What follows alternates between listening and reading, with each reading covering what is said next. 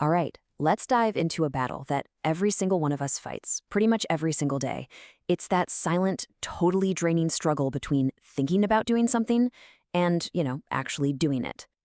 You know that feeling, right? Of course you do. You've got a task. Maybe it's just sending an important email or starting a new project.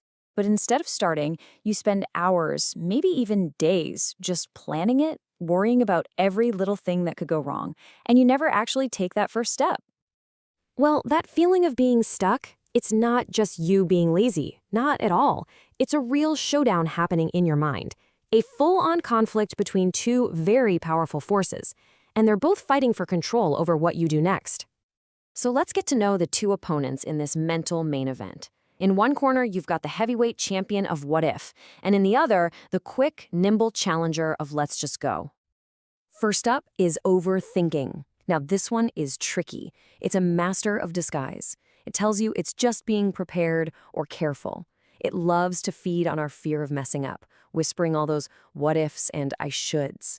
It promises that if you just analyze things one more time, you'll be perfectly ready. But its real game?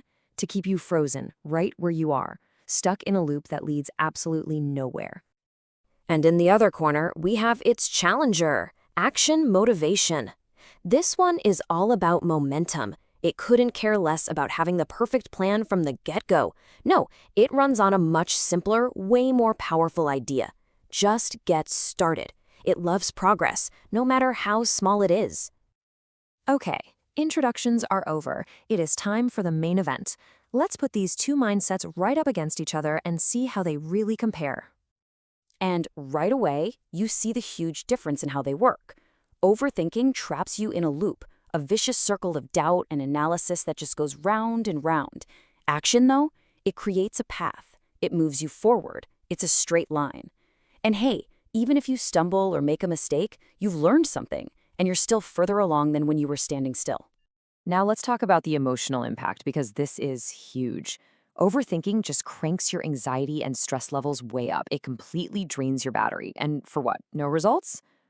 But taking action, even the tiniest little step, does the exact opposite. It actually builds your confidence. It gives you clarity because suddenly you're dealing with what's real, not just a bunch of scary what-ifs you made up in your head. Let's break this down even more. Look at the starting point. Overthinking always asks, am I ready? Which is a question that you can never really answer. Action motivation just says, let's start. And their focus? Totally different. One is obsessed with problems and perfection.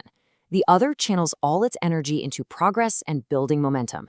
So it's no surprise that the results are polar opposites. One leads to paralysis, the other leads to actual growth and accomplishment. So, we've seen the showdown, we've looked at the stats. But you know what? This isn't a spectator sport. The final decision on which one of these gets to be the champion of your mind, well, that is completely up to you.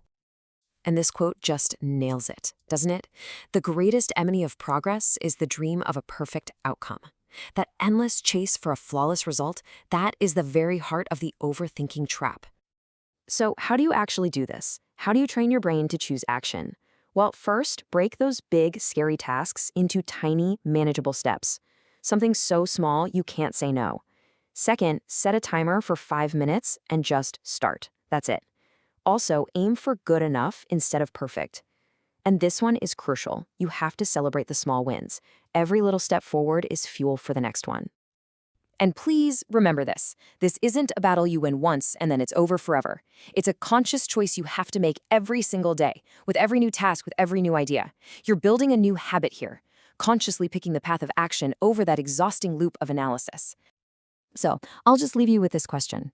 The next time you feel that familiar pull, that temptation to just think about it a little more, remember this showdown. Are you going to stay in the loop of what if, or are you going to step onto the path of let's find out? The choice, as always, is yours.